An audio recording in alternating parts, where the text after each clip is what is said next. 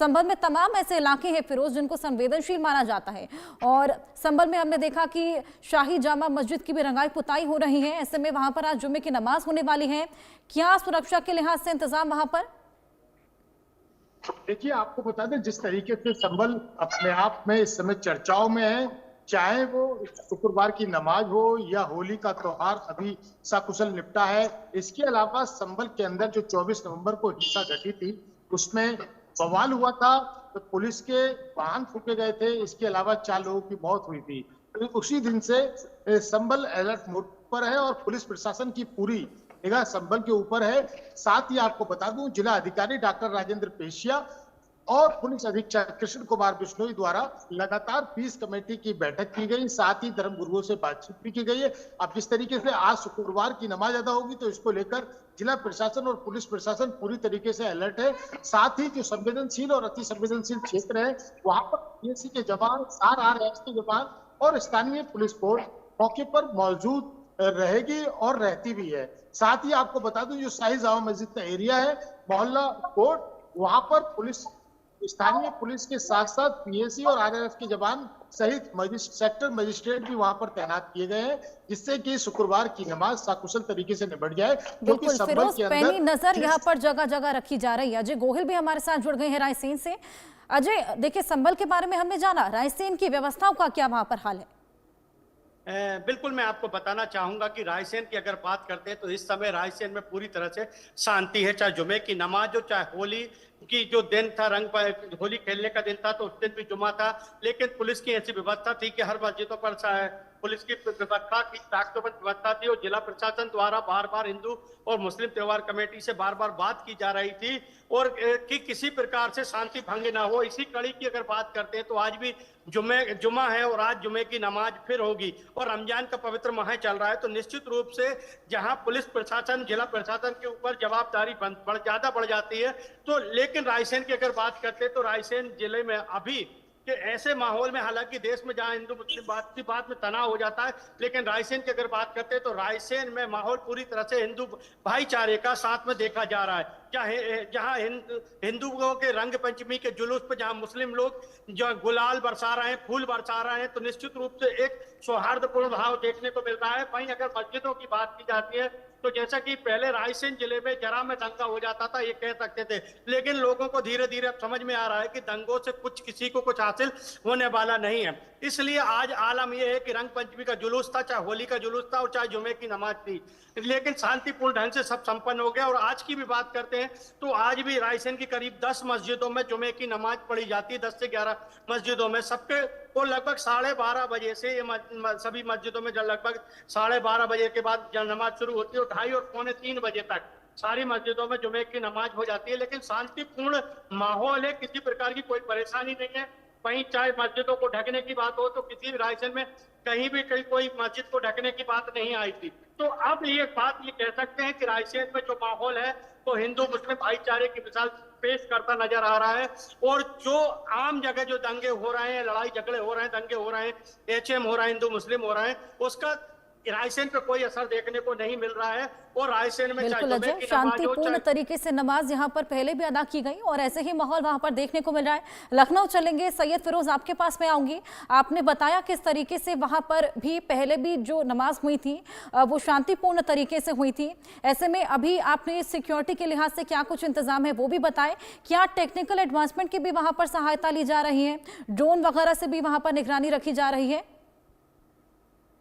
बिल्कुल, जैसा ही मैंने बताया कि तीसरा जुमा है और तीसरे जुमे के साथ साथ नागपुर हिंसा का हिसाब से मामला है, तो पिछले जुमों को देखते हुए इस जुमे को जरूर जो पुलिस फोर्स है उसको बढ़ाया गया है। ये RRF के जवान है, CRPF के जवान है, पुलिस की भारी सुरक्षा बल जो है वो मस्जिदों पर तैनात की गई है, खासकर उन मस्जिदों पर जो अति संवेदनशील इलाके हैं पुराने लखनऊ के, चाहे चौक एरिया हो, चाहे सादतगंज क्षेत्र हो, बहुत ऐसे इलाके हैं पुराने लखनऊ के जो हमेशा से संवेदनशील रहे हैं। तो वहां पर पुलिस के जो है वो कड़े इंतजाम किए गए हैं, बाकायदा देखे जा रहे हैं। और उन इलाकों में पहले से ही पुलिस जो है वो पैदल गश्त लगातार कर रही है, ड्रोन से बाकायदा निगरानी करी जा रही है। इसके अलावा CCTV से निगरानी की जा रही है, कंट्रोल रूम बनाए गए हैं। तो पुलिस आला अधिकारी जो है वो लगातार जो है इस मामले पर मॉनिटरिंग कर रहे हैं। लेकिन अगर हम बात कर लें पिछले 2 जुमों की, तो रमजान के महीने के बिल्कुल जुमे सैयद, हैं, आपके पास हम आएंगे, लेकिन दर्शकों को एक बेहद बड़ी खबर इस बीच हम देते हैं। जुमे को लेकर आज नागपुर में अलर्ट जारी है। हिंसा के बाद आज पहला जुमा और जुमे को देखते हुए अलर्ट जारी है। कुछ जगहों पर कर्फ्यू में ढील दी गई है, लेकिन कुछ जगहों पर कर्फ्यू अभी जारी रहेगा। जिस तरीके से पिछले कुछ दिन पहले हमने नागपुर में भारी बवाल और हिंसा देखने को मिली थी और तमाम पुलिसकर्मी यहां पर घायल हुए थे, ऐसे में जुमे की नमाज आज हिंसा के बाद पहली बार होने वाली है और उसी को देखते हुए आज अलर्ट पर है पुलिस। जगह जगह पैनी नजर बनाए हुए हैं। कुछ जगहों पर कर्फ्यू अभी जारी है, हालांकि कुछ जगहों पर ढील दे दी गई है, लेकिन जगह जगह पुलिस तैनात है और पल पल यहां पर हर एक हरकत पर नजर बनाए हुए हैं। कर्फ्यू लगातार जारी, पुलिस की तमाम टीमें जगह जगह पर मौजूद और साथ ही जुमे को देखते हुए यहां पर पुलिस प्रशासन पूरी तरीके से एक्टिव मोड में है और मुस्तैद है। ऐसे में फिर एक बार किसी भी तरह की कोई भी हिंसा की घटना ना देखने को मिले, जैसे कि हमने पिछले कुछ दिनों पहले भी देखा था।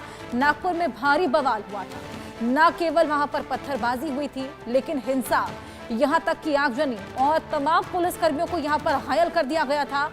ऐसे में आज कई जगहों पर कर्फ्यू लागू है और पुलिस की टीमें जगह जगह तैनात है ताकि इस तरह की स्थिति ना यहां पर एक बार फिर उत्पन्न हो। दीपक विश्वकर्मा नागपुर से ही हमारे साथ जुड़े हैं। दीपक, जिस तरीके से नागपुर में हमने कुछ दिन पहले हिंसा देखी थी, ऐसे में आज जुमे की नमाज होने वाली है, ऐसे में वहां पर सिक्योरिटी और भी ज्यादा बढ़ा दी गई होगी। देखिए, हिंसा के बाद ये पहली नमाज है और सबसे महत्वपूर्ण बात यह कि गणेशपेट तहसील इलाका और कोतवाली इलाका, इसको चाक चौबंद कर दिया गया है। 3 से 4 लेयर की बैरिगेटिंग की गई है और उसके बाद रोपिंग कर दी गई है और हर बैरिगेटिंग पर पुलिस बल तैनात है।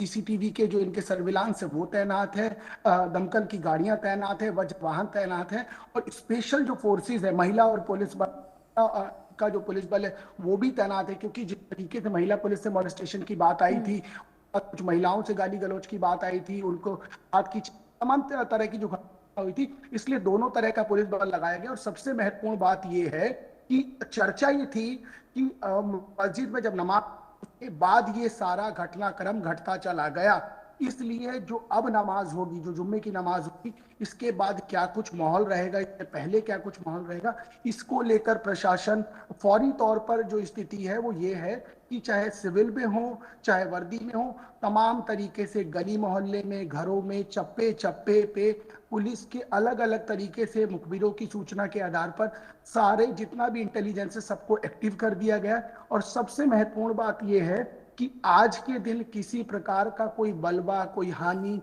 कोई नुकसान ना हो, इसको लेकर प्रयास ये किया जा रहा है कि किस तरीके से उस पूरे हुजूम को, उस पूरी भीड़ को जो आज नमाज के लिए आएगी, जो नमाजी आएंगे, उनको किस तरीके से अंदर भेजना और किस तरीके से जब वो बाहर आएंगे तो उनको बाहर जाने देना है। क्योंकि सबसे महत्वपूर्ण बात यह है, क्योंकि देखिए अभी तक कोई एडवाइजरी ऐसी जारी नहीं की गई कि 10 लोग आएंगे, 5 लोग आएंगे, क्योंकि सर्कुलेशन की ही बात है। जब चर्चा की गई तो सोशल मीडिया पर मैसेज को मॉफ करके, मैसेज को छेड़छाड़ करके, चेहरों को छेड़छाड़ करके, वीडियो को छेड़छाड़ करके सर्कुलेट किया गया इस तरह की चर्चा, इसीलिए ऐसा कुछ जारी नहीं किया।